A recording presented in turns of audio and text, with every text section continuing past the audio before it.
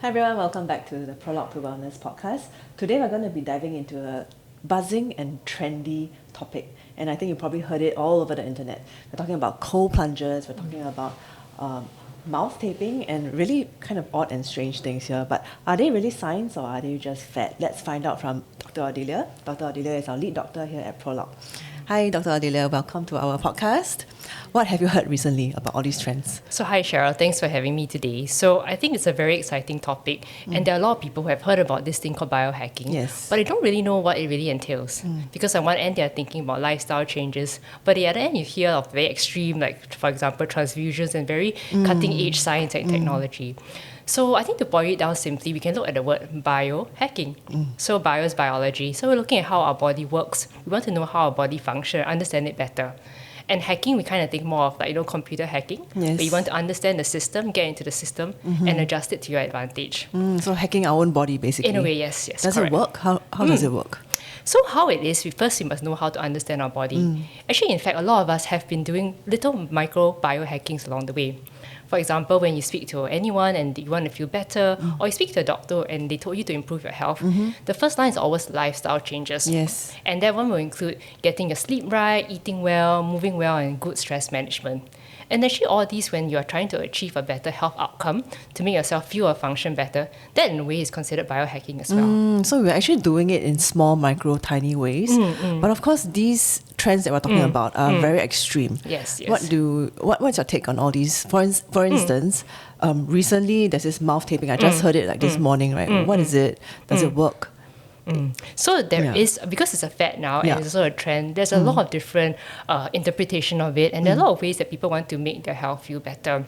So mouth taping simply is to try and close off breathing through the mouth so that you can breathe through more through your nose. So for some people, they feel that will make snoring better, or that filters and moisturize the air to help the breathing be better. I see. Yeah, but you have to take it a pinch of salt, because when you are not breathing through your mouth and only through your nose, some patients may feel that there's a bit of difficulty in terms of getting the air in. Some may feel anxious because they feel like there's a feeling of suffocation. Yeah. So it's a pros and cons, and you need to make sure why you're having this underlying, whether you have any underlying sleep issues, sleep apnea, and that's important to get it checked out before you launch into any of these interventions. Yeah, you could be just actually doing something without knowing what the root cause is, right? Correct, yeah. Okay, how about cold plunges? They're also really a hot new thing that everyone is doing right now. Yes. So cold plunges, I think the underlying thing is that when something is cold, you tend to reduce inflammation. Okay. So for example, when someone sprains an ankle, right, you tend to ice it to try and bring it down. So similarly, that whole idea is to get your muscles, for example, if they're sore, to try and get it back down to how it is and to reduce the inflammation. Some also feel that when they do a cold plunge, or when they're exposed to colder temperatures, you may feel more alert and helps with your cognition. Okay. So if you do certain short bursts and you're not too extreme in terms of temperature, for example, just a few seconds to get your body used to it, usually it's not much of an issue. So for example, if you go for a shower and for the last maybe 10 seconds or so, you get a bit of a cold water. That might make you feel more alert and more energized for your next activity of the day. Yeah, but that being said, of course, that's the extreme, where you want to make sure that your body doesn't go into hypothermia or any complications like getting too low or subjecting your body to too much stress. So if you're unsure of your condition, for example, your blood pressure is not very well controlled, then probably a better idea to seek your doctor's attention as well as your doctor's advice to see whether that's safe for you or not. Okay, you spoke about hypothermia, right? So cold plunges is something that a lot of athletes, they do after a workout. Yes, So correct. sometimes your body is already stressed or you've already worked it out so much. Would you recommend going to a cold plunge right after a workout?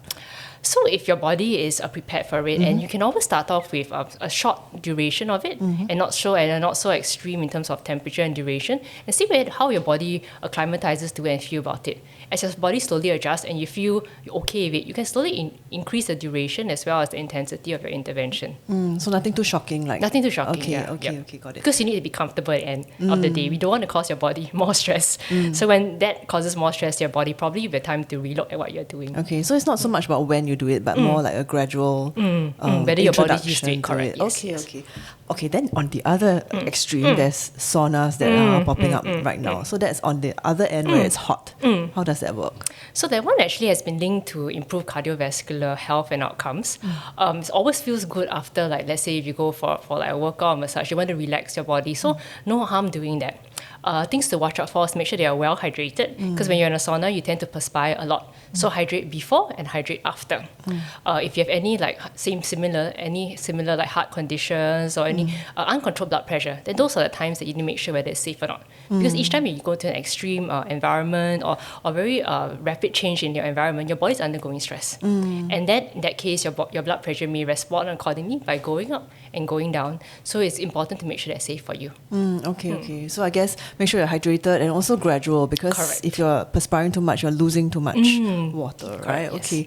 There's also like it's I guess not really a recent trend, but quite the recent years. There's all these tech that we're talking about. It's like watches that track your sleep, even like aura rings that track your mood, and so on and so forth. What are your what's your take on these? So they've definitely been useful and helpful for a lot of people. At the end of the day, they are a tool. So it depends very much on the user and how you interpret the information. I think for the general population, it's always good to have something that can quantify certain things that are a bit more abstract. So for example, you tell someone to exercise more, to walk more, you may not be able to know how much you're actually walking. Yeah. So a simple like step tracker will tell you how many steps you do in a day and how much you want to improve on. For example, I want to add like 10 steps to a day. So it gives someone some objective measurements and it helps them to understand a bit more about how their daily activity is. On the other hand, there are some patients or some clients who are very obsessed with getting the perfect score. So, for example, you do have like sleep devices and it gives you a quality assessment on your quality of sleep. And so there are individuals who lose sleep over that because they want to get out. Yeah, so ironically. So at the end of the day, every tool is a double-edged sword. If you do it under the right circumstances, under the right guidance, right, then it's helpful for you. But when you find that it's causing too much stress for you, right, then maybe it's a time to relook at it. Yeah, so to keep it, so one example is that there is the continuous glucose monitoring, which you can actually buy off the counter. Okay. But at Prologue, we find that it's actually important for someone to help you interpret the numbers to make sense of what is going on. And so that's why I find it very important to pair it together with a health coach. So they can interpret your information for you and give you the correct information. So you know what really works and what doesn't work. And sometimes certain numbers may appear a bit alarming to you, but actually it's normal. Yeah, so it's important to interpret the information correctly. And it's also, I guess, very individual, because your number may be a number that I wouldn't be able to achieve, for instance, right? So we do have to note that it's quite personal, and maybe a health coach can guide us through that. Correct. So given that it's really quite individual, there are a lot of these, like, I guess, bold claims that a lot of these biohacking tools have kind of put out, right? What should we do with such like claims? Should we trust them, or what should we do? So I think generally it's important to stay curious, but also cautious. Curious in the sense that it's always good that we want to improve our health, we want to make ourselves feel and to function better. But at the same time, when something tends to overpromise or promises like a quick fix or a miracle, then probably something that we may need to take a step back to reassess to see what is the evidence behind it. Because at the end of the day, we want to make sure that something that we're doing is safe for us. Of course, the basic things like eating well, moving well, those usually are not much of an issue. But when you're looking at the other extreme, for example, like detox patches, etc., right? Or maybe like a very large amount of supplements, very expensive supplements, then maybe you may need to see what's the underlying like science behind it, whether there's any evidence of backing, or if you're not sure, you can always talk to your healthcare providers. So if there is, let's say, how do we know when it's, I guess, too good to be true, right? Are there certain signs that we should look out for? So I think it's something that plays very much on your emotion, something that says there's like a guaranteed results, something that says that promises something that science or medicine doesn't really say that it's achievable at this point in time, then maybe those are red flags that it's something that you may want to be a bit more careful about. Okay, and I guess we should also remember the principles of lifestyle medicine, right? Which is as long as it's promoting like good sleep and good nutrition and so on and so forth, it's probably okay. Correct. And anything that is not is probably something we should look out for, right? Correct. Okay. Speaking of which, I think we have spoken about like all these biohacking tools and all that, and we now know from Dr. Odelia we should use them more as a tool rather than like a big promise to us, right? Maybe in terms of like general guidelines, how we should approach them. Do you have any thoughts on that? So I think what you brought up was very right about going back to basics as well as the basics, the principles of lifestyle medicine, because these things have been tried, tested, and proven to be safe and good for everyone. So number one, good nutrition. So you get whole foods, try and minimize processed foods. You can include more fiber in your diet because that will help with your gut health, help you in terms of your cholesterol, sugar management, as well as weight management. So all these will be very helpful for any individual. Number two, get out, get some sunshine. That's good for your vitamin D because a lot of Singaporeans are deficient in it. And also when you go out, the sunshine actually helps to move you better. It resets your body clock and also helps you to get a bit of fresh air also, which helps clear your mind as well. And while you're at it, then include a walk. When you walk, you move your body, that helps your muscle, your bone health. And I think your body will thank you for getting a break and going out into having some fresh air. And then also another thing that we want to look at is a good sleep. So I think we cannot overemphasize the importance of good sleep. Yes. We all know when we have a poor night's rest, the next day we are cranky, we can't function, and also affects a lot of our hormonal imbalances and even the choices that we make. So when we tend to have poor sleep, tend to make maybe tend to stack more or make poorer decisions in terms of type of food they eat. So it's important to have a good sleep habit to get to bed at the same time, wake up at the same time. So I guess all these age-old kind of principles are really, they've been around for a long time, it's proven, and we know that we should stick to them. Correct. But if, let's say, on a personal basis, if you were to add any of the biohacking trends on top of these principles, is there anything that you would go with? So I think for myself, I would want to go more in terms of, I think what we mentioned about sunshine, because I think as a busy Singaporean who works, we don't really have a lot of time that we have for our leisure. So by the time when we end work or we end all our daily activities, it's already almost nighttime. So it's important to be intentional. For example, when we have the 1 or 2 days off over the weekend, if the weather is good, we should head out instead of heading to somewhere indoors or to the mall.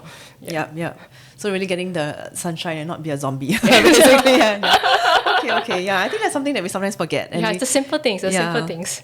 And because we gym or we do indoor sports a lot more now, maybe getting out sometimes is also good. Actually, you brought up a good point because I think for myself, convenience is very important.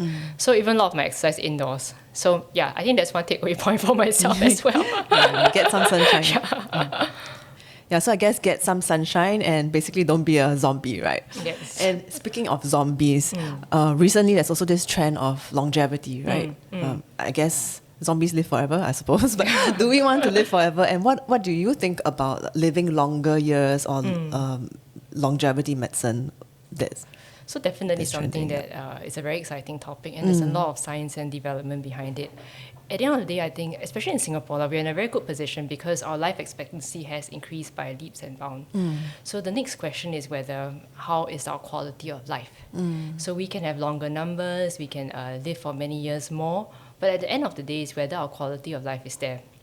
So I think in our quest to increase our lifespan, also to increase our health and make sure all our markers are good, I think we must not forget the very essence of being human. We're not chasing numbers. We're not wanting to function the best, but we must be sure that we know what we are doing in terms of our purpose in life.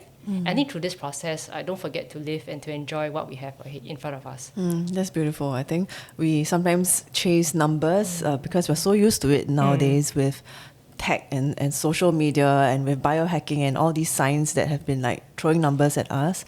But I think I love what Dr. Odelia mentioned, which is really to enjoy life because that's the whole reason of being a human being. Thank you, Dr. Odelia. I think you've brought this whole conversation back to something really simple, which is about living and living healthily.